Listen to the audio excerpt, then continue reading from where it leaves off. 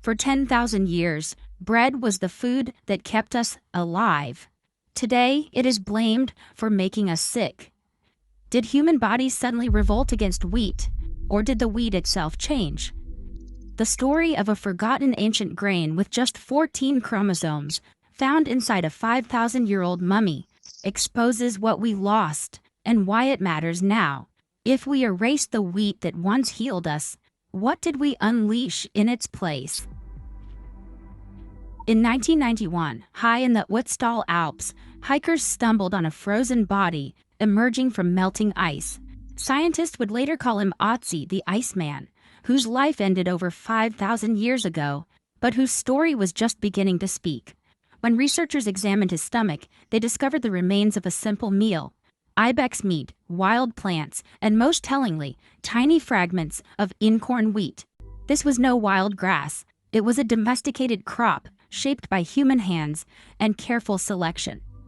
Radiocarbon dating anchored Ötzi's last days to 3,300 BCE, a time when agriculture was still a new experiment in the mountains of Europe. The presence of Einkorn in his gut is a silent record. People were not just gathering what nature offered, they were growing and eating this ancient grain, passing seeds from one generation to the next. The story of Einkorn stretches back even further, to the hills of the Fertile Crescent in what is now southeastern Turkey. Archaeobotanists have traced the first deliberate harvest to nearly 10,000 years ago, when small farming communities began planting Einkorn alongside barley and emmer. These early farmers were not just surviving, they were building the foundation for settled life, for villages, for civilization itself. Ötzi's last meal becomes a time capsule, proving that Einkorn was not a relic, but a staple, woven into the fabric of daily existence. For thousands of years, this wheat sustained families from the river valleys of the Near East to the high passes of the Alps.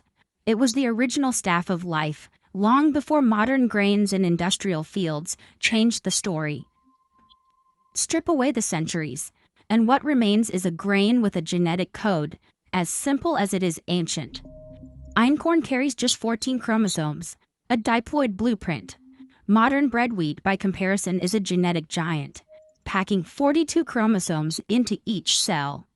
That extra DNA is not just academic, it brings along the D-genome, a set of instructions that rewrites how wheat behaves in the body. Einkorn lacks this D-genome entirely. The gluten in Einkorn is structurally different, built from a more fragile network.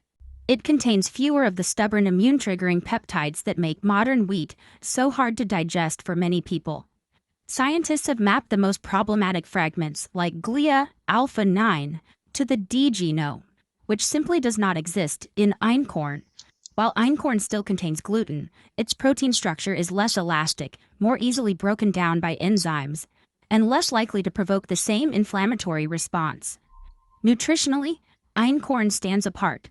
Lab analyses show it routinely delivers about a quarter to a third more protein than standard red wheat, depending on the field and the year. Its golden color comes from a rich store of lutein and other carotenoids, 2 to 4 times higher than most modern varieties. Iron and zinc also appear in greater concentration, especially when grown in low-input soils. In direct laboratory comparison, ancient Einkorn repeatedly wins on protein, minerals, and antioxidant pigments. This is not nostalgia, it is a measurable difference, written in the DNA and confirmed in the flour.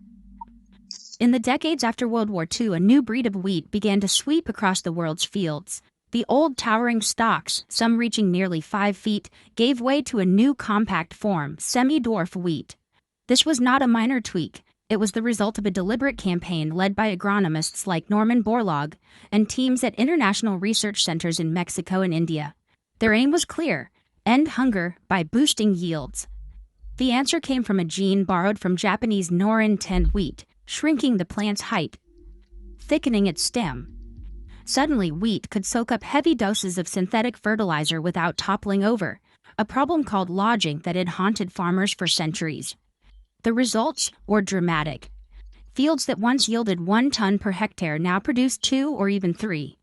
India and Pakistan, once on the brink of famine, saw harvests soar in the late 1960s and the early 1970s.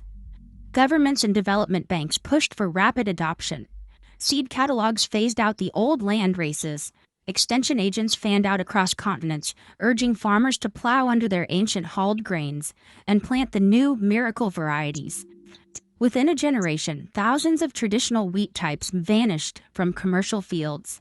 Einkorn, already a minor crop, retreated to isolated valleys in Turkey, and a handful of Italian hillsides, replaced by high-output, fertilizer-hungry hybrids. The semi-dwarf takeover was not just a story of new genetics, it was a global shift in farming priorities. Yield became the only metric that mattered. Diversity, resilience, and nutrition faded into the background. The world's wheat genome narrowed, optimized for industrial agriculture and global trade.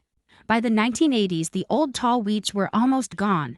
What survived was a single engineered template, short, efficient, and utterly transformed. Celiac disease was once considered so rare that many doctors doubted its existence. By the turn of the 21st century, something had changed. Blood banks and hospital records began to reveal a pattern. The number of people with celiac-specific autoantibodies had climbed fourfold in just 50 years. In the 1950s, only about 1 in 500 Americans tested positive for these markers. Today, it is closer to 1 in 100. Similar trends appeared in Finland, the UK, and across North America, even after accounting for better diagnostic tools and growing awareness.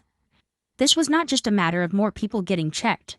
Something in the environment or in the food supply was provoking the immune system to attack the gut in ways it had not before. Researchers started searching for suspects. One theory pointed to a tiny fragment buried deep in the gluten protein, a chain of 33 amino acids called the 33-mer. This peptide, found in higher amounts in modern wheat, resists breakdown by human digestive enzymes. When it reaches the small intestine intact, it can trigger an immune response in genetically susceptible individuals. In laboratory studies, the 33-mer binds tightly to HLA-DQ2 and DQ8 molecules, setting off the cascade that leads to celiac disease. Modern bread wheat, with its extra D genome, produces more of these stubborn fragments than ancient varieties like Einkorn. But the case is far from closed. Leading gastroenterologists warn that the rise in celiac disease likely has many causes, including changes in infant feeding, the gut microbiome, antibiotics, and even hygiene.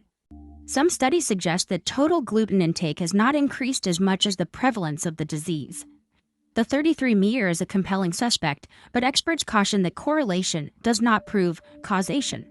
For now, the evidence points to a complex interaction. Modern wheat's altered proteins may play a role, but they are only one piece of a much larger puzzle. Across the Canadian prairies and parts of the northern United States, a new harvest routine has taken hold. Farmers facing unpredictable weather and tight schedules often spray wheat fields with glyphosate just days before the combine rolls in. The chemical does more than kill weeds. It dries the crop, making harvest faster and more uniform.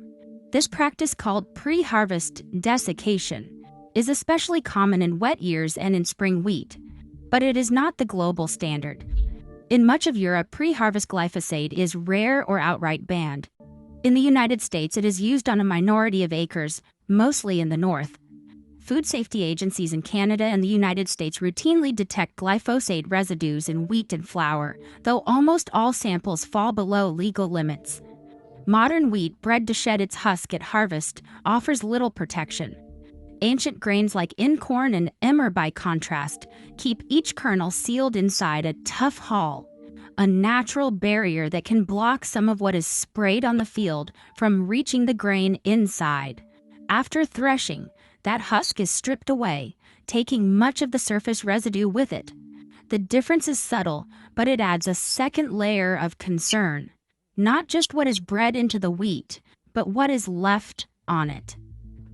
In the hills of Sardinia, bread is not a forbidden food, it is a daily ritual. Centenarians gather around wooden tables, breaking open loaves that trace their lineage to grains older than the Roman Empire. Researchers who map the world's blue zones, regions where people frequently live past 100, found something unexpected. These communities eat bread and pasta every day, but their flour comes from ancient grains, leavened slowly with wild sourdough cultures not the fast-rising refined white flour found on supermarket shelves. In Sardinia and on the Greek island of Icaria, families still use heirloom wheats, sometimes including Einkorn and emmer, grown in small plots and milled in village bakeries. Artisan bakers and small farms across Italy and Turkey are reviving Einkorn, driven by both tradition and a new wave of health seekers. Many people who struggle with modern bread report they can eat these old-world loaves without discomfort. The revival is small but growing, a quiet return to a grain that once fed empires. Today, most bread on our shelves is genetically engineered for profit, not health. As autoimmune diseases and food allergies surge, the grain we choose shapes our future. Returning to ancient wheat isn't nostalgia, it's a conscious act of self-preservation. The real revolution starts with what we plant next.